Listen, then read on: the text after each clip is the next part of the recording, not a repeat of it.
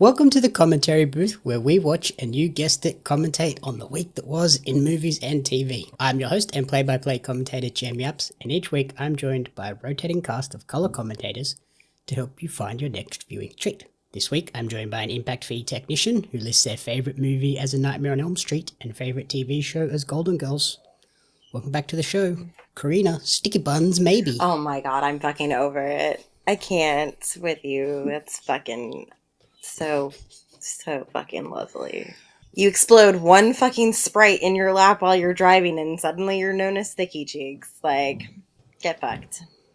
Get fucked. How are the sharks doing, Jamie? Shut up. How are they? Oh, that's right. They're not going anywhere.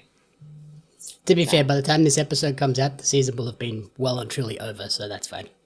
Fuck you. God damn it. You know, whatever.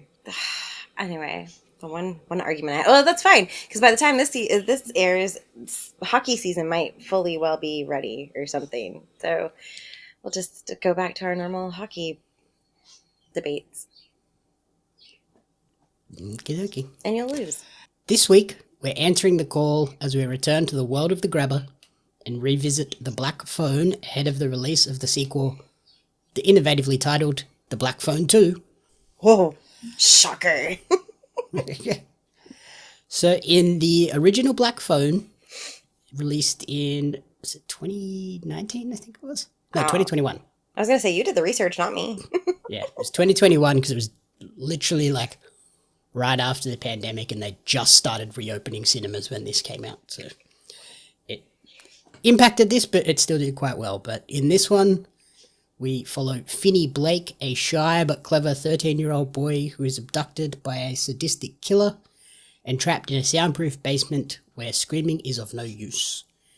When a disconnected phone on the wall begins to ring, Finney discovers that he can hear the voices of the killer's previous victims, and they are dead set on making sure that what happened to them doesn't happen to Finney. So yeah, this is a 2021 American supernatural horror film directed by Scott Derrickson from a screenplay co-authored with his longtime collaborator, C. Robert Cargill. What is your history with The Black Phone? Did you watch it when it first came out, or did you wait for streaming and whatnot? I watched Black Phone, I think, maybe sometime last year. I had a Peacock subscription for like the longest time, and because it's all in the Blumhouse universe, Peacock has that contract, so they've all been on there. So yeah, I watched it before I went to Horror Nights last year, I think, because they had like the grabber at Horror Nights last year in a scare zone. But yeah, I enjoy this movie. It's fun. Rewatching it, I picked up on things that I didn't at first, and I think I even told you I feel like this movie kind of shot Ethan Hawke's career again up, because after this he went on and he was in the fucking Marvel universe after this, so I feel like he went from one extreme to the other. And this is why we rewatch these things before the sequels come out, because you pick up on stuff that you may not have noticed the first time around. But I remember, I'm pretty sure I watched this when it came out. Like, I'm pretty sure I got a screener for it, and yeah, it's one of the most unique, like, new horror films we've got, because I don't recall ever seeing anything like this, where it's like the past victims are like trying to help the current victim of a serial killer. And I imagine you pick up on a lot of like the connections and references to serial killer lore in this one, as well as slasher horror lore as well.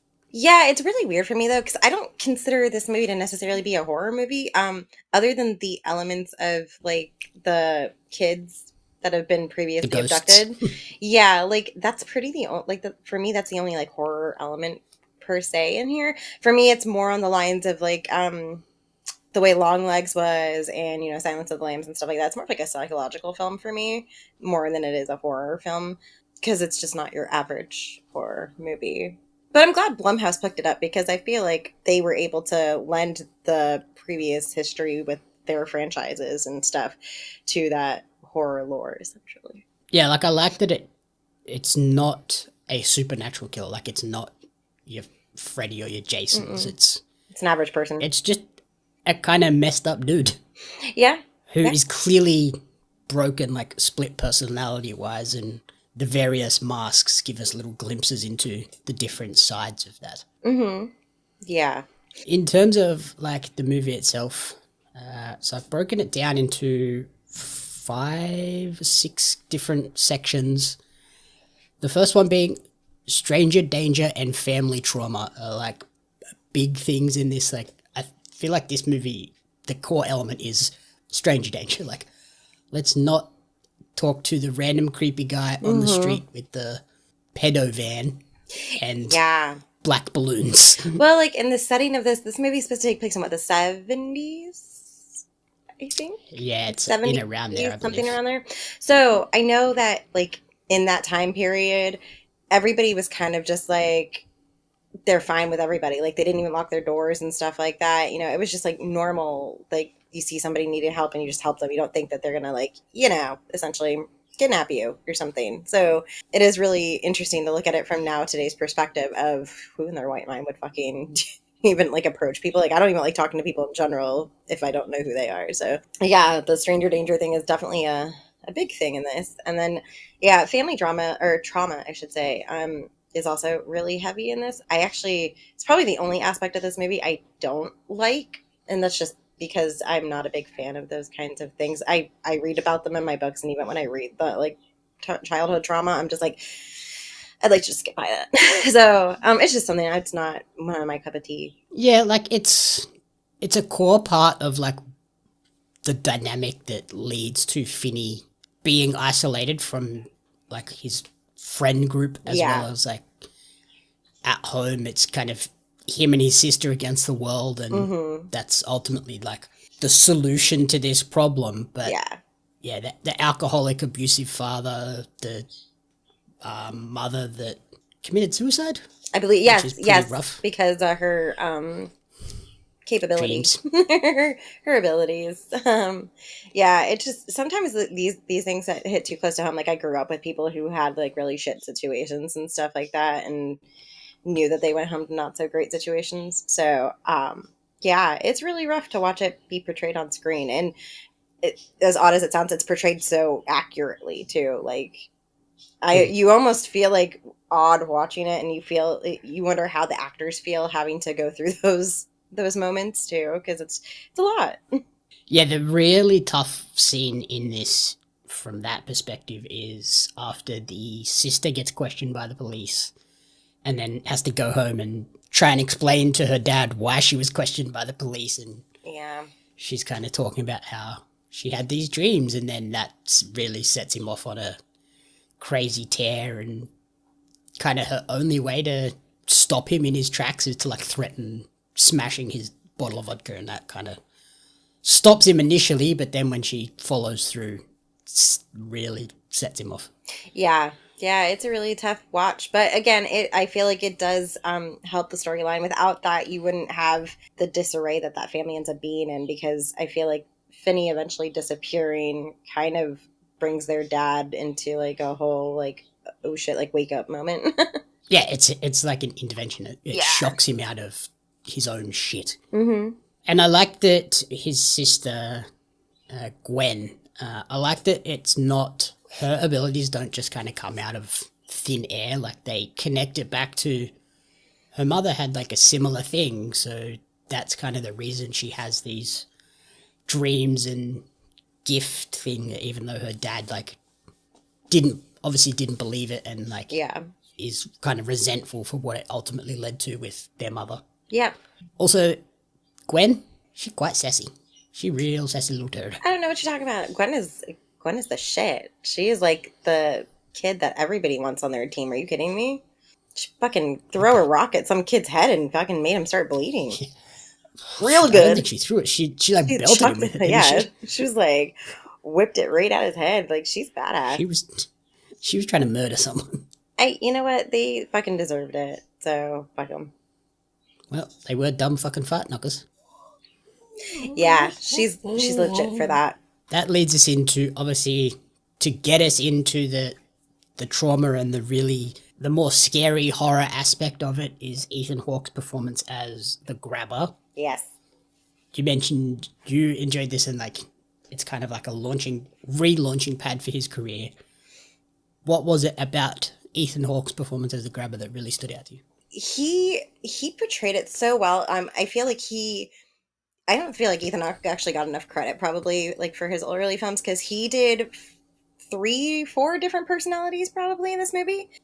4, yeah. So the fact that he could just like switch it on and be completely in a different zone with each individual like personality that he did take on was phenomenal. Like there was no hiccups or anything like that. I don't feel like he was trying too hard on any of them. It just flowed. And he had the proper emotions for each kind of version of himself in this movie.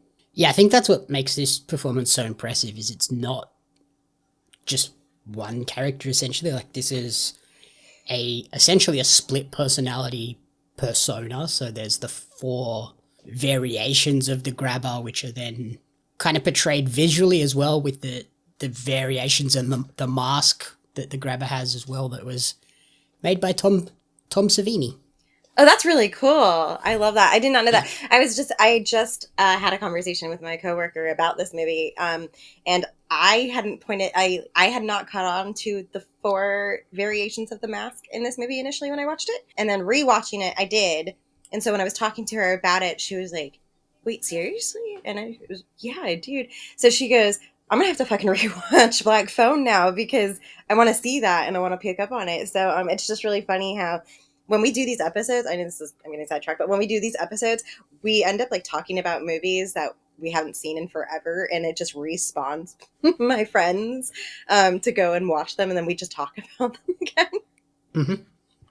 Yeah, because like I remember him having multiple like variations of the mask, but I don't know if I recalled like each version of that mask when it pops up has like a different personality. Like there's one that's kind of jokey and friendly, and then there's the one that's like really savage and brutal, and then there's like the one that is a bit sort of broken and trying to like find a solution to the problems. But yeah, each version looks different and is like reveals a different part of Ethan's face underneath it, and then reveals a different part of the personality beneath that as well. Yeah, because you have like the full on mask, and then you have just like the portion where it's just his eyes that are visible, and then the alternate where it's just like his mouth that is visible, and it's just really unique. And even with the hat, like because he doesn't always have the hat, but then on occasion you'll see him with it depending on what one he's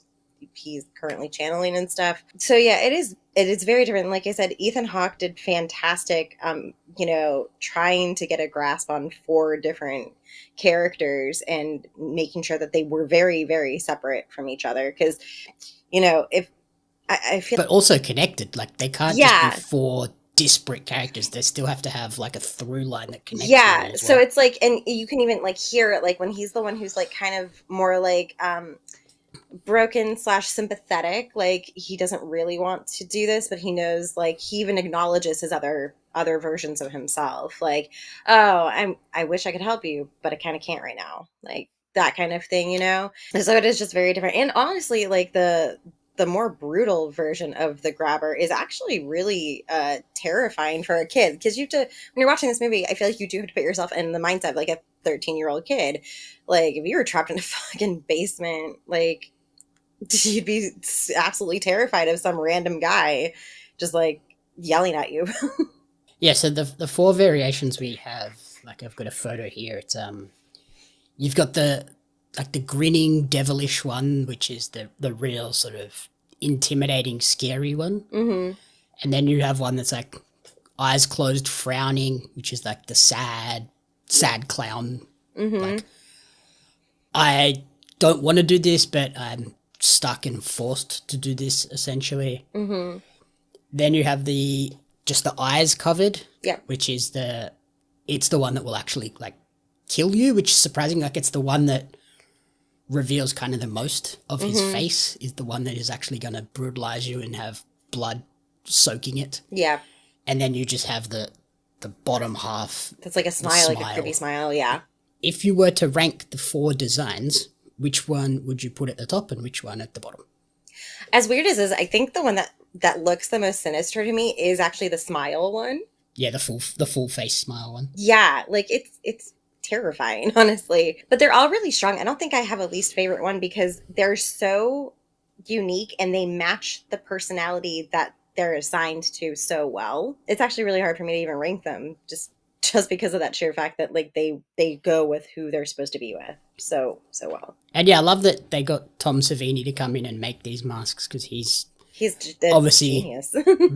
yeah, very well known in the horror community with having worked on Dawn of the Dead, Friday the 13th, Texas Chainsaw Massacre 2. So you name it, and he's probably well designed things for it at this point. Like, yeah. Especially in the horror space, like he's either designed something for it or done the makeup for that movie and stuff like that. But yeah, he's a Universal icon. Like anything with like Universal, he's probably designed it, honestly. I think what's also really interesting about the grabber and the mask design is, so this is based on a book of the same name, like the Black Phone short story. Mm-hmm. In that, the grabber is like a clown, whereas this is a like more of like a devil merged with a clown type thing. Like it's a very unique design. Mm-hmm. So I'm glad they refreshed it and didn't just do a clown, because then you would really get into blurring the lines between fiction and like your John Wayne Gacy's. Mm-hmm. Yeah, I think I think that they did a nod kind of to the clown in a different sense. So like with the two full face masks, it reminds me of like the theater faces. Like, yep. 100%. And so those are like almost like a variation. It's like the masquerade clown. Yeah, so it's like a variation or like a Joker or anything like that. But it's a light nod to it, but without going over the top. Because yeah, like you said, like you don't want to give off like it's a copycat vibe or anything like that. It is an original idea. And I think that if they had done a clown, it would have just taken away from that element. Especially with the reveal of ultimately where the bodies are found. Mm-hmm. If it was also a clown, it's like, okay, it's just a John Wayne Gacy movie without being a John Wayne Gacy movie. Yeah. People would be so mad because they'd be like, all right, well, that's not an original concept. Somebody clearly already did that in real life. So, you know, I mean, but this is the element that you were talking about where it has nods to serial killers that have actually, taken place, things like that.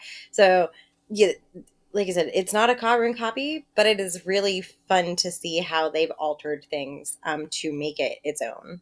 Yeah, like there's nods to obviously real life serial killers like Gacy. There's a guy in the UK that buried people in his house as well. Mm-hmm. And Ed Gein a little bit. Yeah, he just like Dahmer a little bit. So yeah, there's like Texas Chainsaw Massacre stuff. There's even like a Candyman reference in the movie as well, where they're like, just don't say his name. Yeah.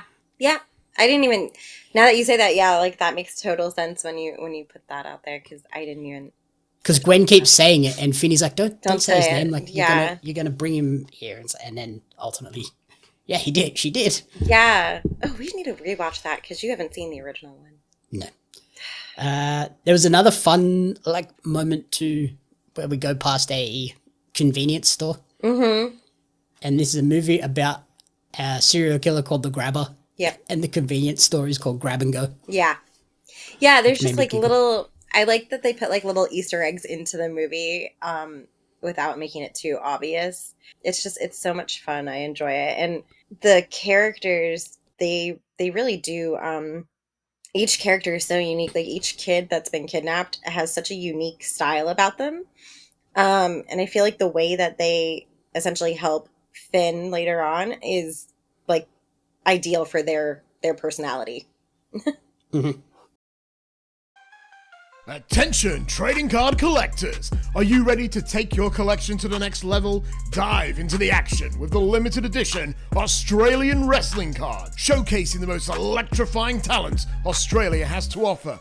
Imagine owning cards featuring legends such as Robbie Eagles, Shazza McKenzie, Shane Hayes, Madison Eagles, and many, many more. But that's not all. You'll also snag cards of the iconic referees, commentators, and announcers, just like me, Lord Andy Coyne, to truly capture the spirit of Australian independent wrestling.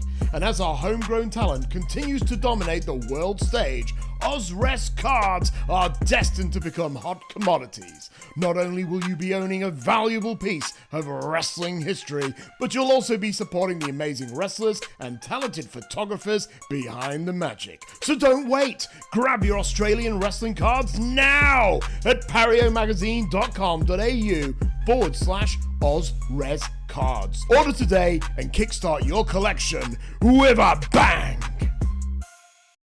And like with the victims, like I think that's probably what made it, like obviously in that period, serial killers weren't like a huge thing. They weren't like now if you had multiple kids disappear in the same town within a short period of time, it would immediately be like, oh, there's a serial killer or a crazy pedophile running around. But in that time, it was kind of like, oh, it's fine. But they were also like dramatically different kids. It wasn't, oh, this is clearly the victim type.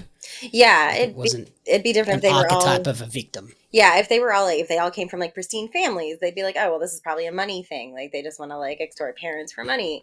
But these kids were all of very diverse backgrounds, and they all had different ages, different areas, ethnicities. Yeah, there was nothing that tied them all together other than the fact that they were just young kids. But even the one that kind of broke that mold, though, is the one that's in the convenience store of all things, because I think he is like the oldest one out of all of them, or he appears to be the oldest out of all of them.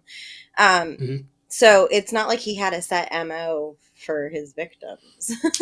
Yeah, which I think is probably what makes it like why he's the grabber. Like it's kind of a crime of convenience when he just comes across a kid alone. He's prepared. He just takes the opportunity and gets one of them. So it's interesting, and especially the way he takes them too. Like he has the van, he has the mask, and then he has the black balloons, which are full of sleeping gas. Yeah, super, super great. I mean, he's really thought this all out. It's not like he wasn't prepared, that's for sure. And then in terms of, like, obviously the victims become a big part in this movie as it continues as well. With the random disconnected black phone where the title comes from in the basement that just starts ringing, and it's like, what the hell? Yeah. And then nice little jump scare moment for you at that point. Let me just tell you, because it had been so long since I had seen this movie, I completely forgot how the victims just randomly pop up out of nowhere. And so, yeah, I physically jumped up. Like, I was laying down watching this, and I just went, fuck yeah. And I think I did that like for like maybe 2 of them or something, because there's one that's extremely brutal. Like when he appears, it's like a very brutal like backbend thing. So yeah, I just I wasn't expecting it, because in my head I'm just like, oh, he's gonna be like right there next to the phone or something, and I just totally forgot about that. Yeah, he pops up and he's like, here. Yeah. Yeah, I'm just like, oh, okay, cool, thanks. And like you said, this part is where the horror really pops in with the jump scares and stuff. Everything else is all just tension, serial killer fare of like just building up the worry and concern of what's going to happen. Yes. And they don't, I actually usually I hate it when a movie like gets to the good bits in the middle of it. Like I'm one of those people that wants to see like an immediate payoff sometimes. This movie built up to that, and I think it works great because you have a solid foundation, and I don't think you really expect it. Makes you care about Finney before Finney gets abducted. Yeah, you get a connection with this character, and then to see the like more supernatural elements happen like more than halfway through the movie is actually like just like cherry on top at this point for a movie, because it's a solid movie without that connection. Like they didn't have to show the victims, they could have just had like an eerie voice on the other side of the phone, and it probably would have been almost as effective. But physically being able to like see them and like, oh shit, you know, it just got added an extra little jump. And then that they kind of guiding him through this kind of escape room puzzle thing where like, this is what I tried and I got this far, and then this is what I tried and got this far, and Finney, you're the only one that's ever heard the phone ringing. Yeah. So we can help you and guide you, and look, this worked for me, this thing didn't. This is how I ultimately lost the game essentially, and Mm-hmm. it's kind of cool that it's following on all of these things. And then there's a moment where even the grabber's hearing the phone potentially, and it's like, well, that's concerning. That shows just how broken he is. Yeah, it's like one of his personalities was just like, "Do you hear it?" And I'm like, "Oh, okay, that's interesting." But not all of them seem to hint that they can. So that's like another weird kind of like quirk that I noticed. I also like the fact that they don't heavily rely on his sister in those moments. Like they could have easily like had those things like the victim showing up in her dreams like 24/7 or like at the house, and they didn't. They kind of like made that all about Finney, which I really appreciate, because his sister is kind of just like they have equal amounts of screen time and importance in the story. Yeah, and I think it shows that because they really don't play up that Finney has any sort of psychic or supernatural abilities. Mm-hmm. But the fact that he's the only one that has heard the phone suggests that he also has that same ability that his sister has. He just hasn't had the ability to tap into it until he was placed into a dire situation where he had to. Yeah. And then there's another character, Mr. Max, who is kind of this random cyber internet sleuth of the early 80s, where he's got his evidence board and piecing it all together and high on cocaine the entire time so he can just keep studying. And what did you think of that part, and then how the police ultimately deal with the situation? He is a super sleuth of his own. I mean, good With a old shock Captain. connection to the actual grabber. Yeah, that was actually, I think, the thing that really surprised me in this movie. Rewatching it, like, obviously, like, I knew what was going to happen, but initially watching it, didn't really actually put that together for a while. But it was fantastic the way that they did it. Yeah, he's great at his impromptu investigations. Like, he reminds me of just like that person. What was it in Always Sunny in Philadelphia, I think, where he's got like the whole like fucking string board in the background. That is this character, and it's great. The cops are probably think he's just wigged out to no end, which obviously he is. But I mean, who'd have thought that he also would be connected somehow? He is strung out and batshit insane, but he's also right. Yeah, and I love the moment where he actually, like, where it dawns on him that the whole connection, and it's like the aha moment. Like, you just see the light bulb turn on, and I mean, R.I.P. him, but I mean, at least he tried. That was the other connection that I forgot to mention before. There's a little American Psycho homage in this too. Yes, there is. And I'm so glad. Dooly. I'm so glad that you were able to like pick up on that now that you've watched that movie. 'Cause it just makes me laugh so hard when I see things. When I see that movie portrayed in other movies, like different like nods to it, I just kind of giggle a little bit. I think probably the weakest part of the movie is this whole reveal at the end too, with the two houses. Mm-hmm. I don't think I really understood or picked up on that in my first watching of it, until like walking out of the cinema and having a bit of time to sit and dwell on it, that I went, oh, he had like the houses across the street, which is why his brother suspected something but didn't really know, and like, so it was like everything was happening in one house but all the bodies were stored in another house. And yeah, which I love the misdirection that gives you with the police of like, oh no, they're going to come in and save the day, but they don't. No. Finney walks out of the other house. Yeah, I think it's really interesting too, because you can see that his sister wasn't necessarily dreaming about where they were in their like lives, like where they were alive. She's dreaming and finding out where their final resting places are. So it makes sense that she picked up on that, because yes, technically they are still there. They're just 6 feet under.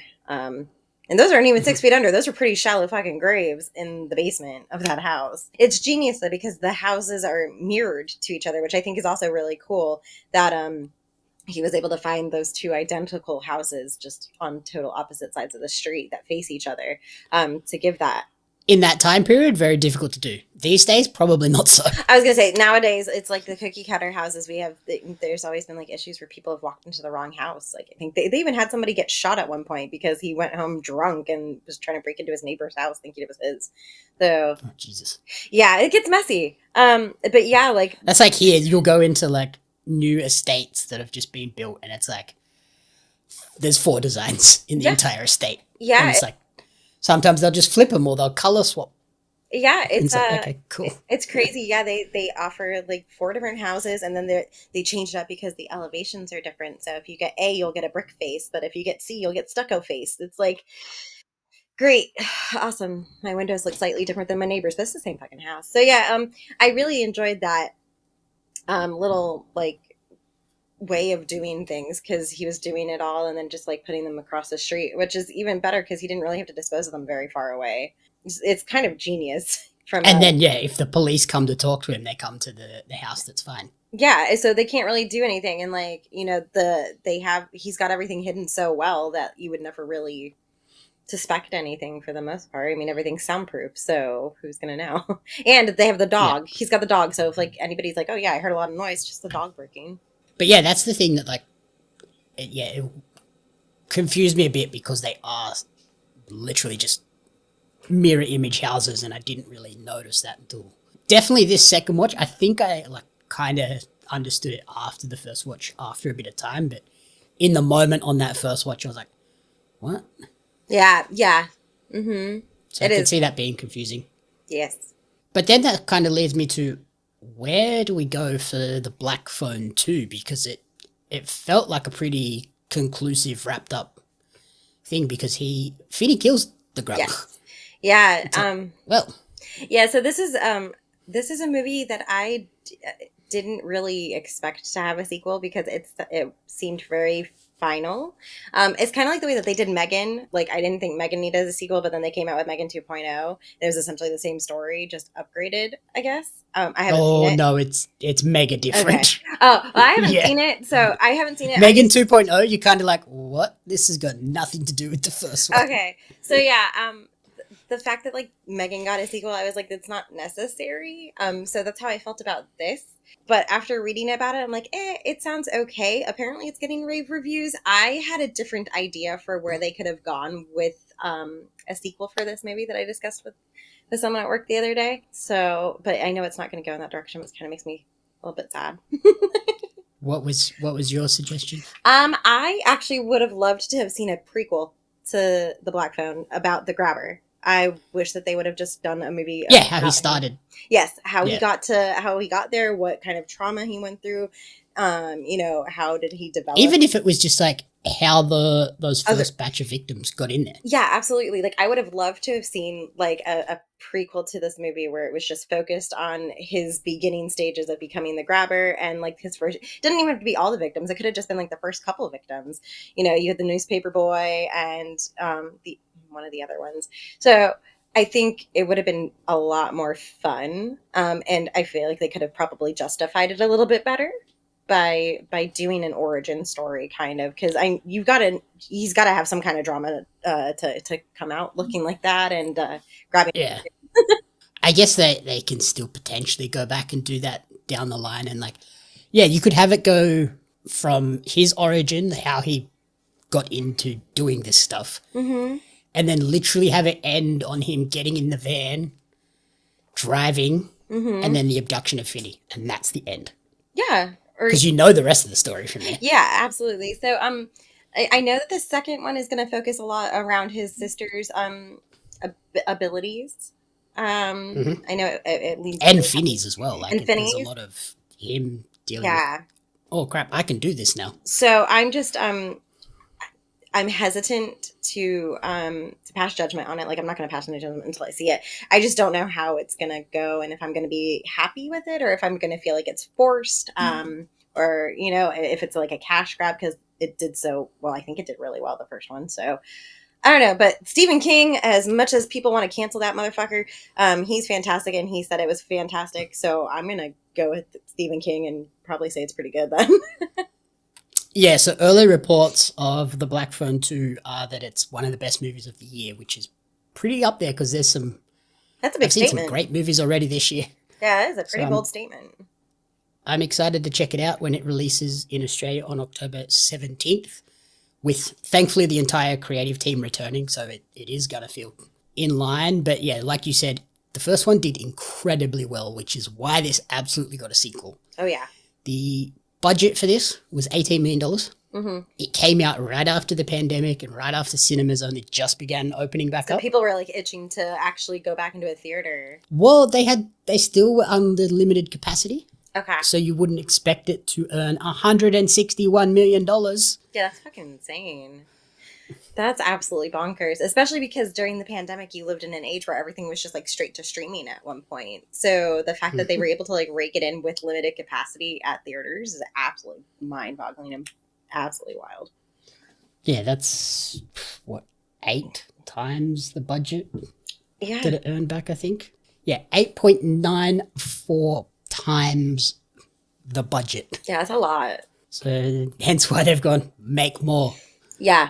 Yeah, 100%. We don't care how you do it, you're making a sequel. Yeah. That was pretty instant, I feel. Which is cool. And the fact that, yeah, the sequel is apparently getting great reviews, hopefully it continues and we end up just with more grabber stuff. Yeah, that would be really fun because, like I said, he doesn't have like a whole background yet, but they're writing on a lot of it. I mean, like I said, he was featured at Horror Nights last year. He was in the Scare Zone.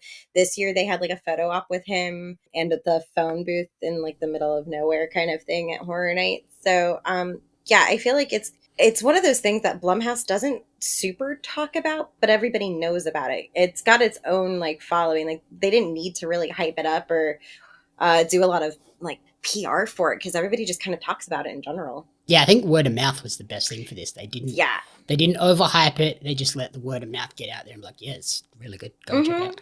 I was very skeptical of the second one after watching the first trailer. I was like, oh no, they're like pushing the boundaries into the real supernatural stuff and like maybe going too far with kind of like your Mike Myers like unstoppable, even from the grave, kill him and he just comes back type thing. And I was like, oh, please don't go that way. Those early reports, I'm like, okay, I'm excited to go and check this out in a couple of weeks. Yeah, it should be really good. If they do it well, then I'll be really happy about it. And like you said, maybe we will get like an origin story eventually.